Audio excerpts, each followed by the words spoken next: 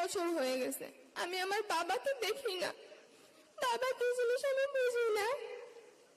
আমার বাবাকে যখন নিয়ে যায় তখন আমার 3 বছর বয়স ছিল। আমি তখন বাবা মানেটাও বুঝতাম না। আমি যদি তখন জানতাম আমি আমার বাবাকে হারিয়ে ফেলবো, তাহলে আমি আমার বাবাকে জড়িয়ে ধরে একটু কান্না করতাম। আমি আমার বাবাকে আর কখনো পাবো না, আমি এটা কখনো জানিনি।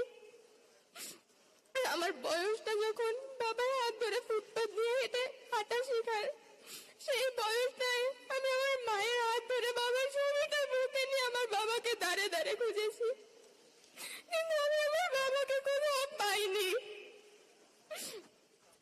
আমি আমার বাবাকে ফেরত চাই, আমি আমার বাবার হাতটা একটু ধরতে চাই। আমাকে আমার বাবার হাতটা ধরার সুযোগ করে দেওয়া হোক। 5 আগস্টের পর তো সবার জন্য দেশ স্বাধীন হয়েছে, না আমাদের জন্য স্বাধীন হয়নি।